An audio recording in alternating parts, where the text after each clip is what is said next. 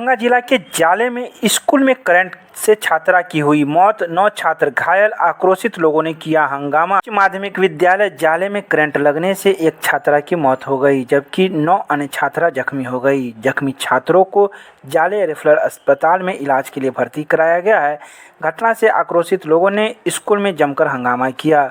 सूचना के बाद जाले के वीडियो और सीओ घटनास्थल पर पहुंचे, जहां उनको भी लोगों का आक्रोश का सामना करना पड़ा। जानकारी के अनुसार स्कूल के लोहे के गेट में बिजली का तार सट गया था, जिसकी वजह से वहां करंट दौड़ पड़ा और उसमें कक्षा 1 की छात्रा चंचल कुमारी, जिसके पिता का नाम भरत झा बताया जाता है, उसके स्पर्श से उसकी मौत हो गई।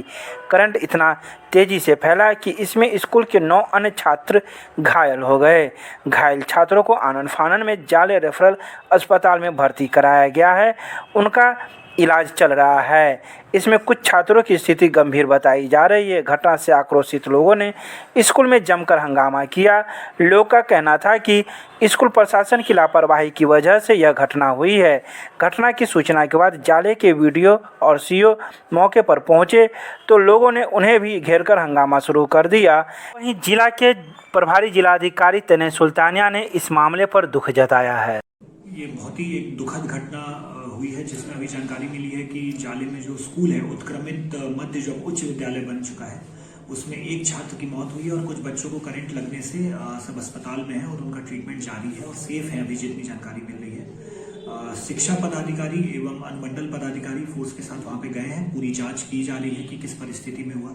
अभी तक जो जानकारी प्राप्त है उसमें यह जानकारी मिली है कि जो गेट और प्रांगण में वॉल पे जो वायर जा रहा था, उसमें लाइव करंट आने की वजह से शायद करंट लगा है, बट जांच के लिए गई भी है पूरी टीम। इसमें जांच होती है, उसके आलोक में हम लोग क्या कोई दोषी अगर होंगे तो ऐसे लोगों पर कार्रवाई की जाएगी? बिल्कुल। स्कूल प्रेमाइसेस में ऐसी घटना इसका मतलब है किसी स्तर पे तो लापरवाही हुई है, चाहे वो स्कूल में हो या बिजली के स्तर से हो, तो उसकी जांच की जाएगी और दोषियों पे आवश्यक कार्रवाई की जाएगी। इसकी जांच की रिपोर्ट जैसे ही आती है, अभी फिलहाल वहाँ के जो प्रधान अध्यापक है उनसे बात की जा रही है और पता करा जा रहा है कि कौन इसमें दोषी है। अगर स्कूल प्रेमाइसेस में होंगे तो संबंधित स्कूल ने, नहीं तो बिजली विभाग का होगा तो उस पर कार्रवाई की जाएगी। जो छात्र घायल हुए हैं उनका क्या स्थिति बताया जा रहा है? अभी तो बात हुई है, सूचना अनुसार वो लोग अभी सेफ है, अस्पताल में भर्ती है, जाँच चल रही है। कुल कितने छात्र इसमें घायल हुए? अभी तक जो सूचना मिली है, एक छात्र की डेथ और 6 लोग घायल हुए।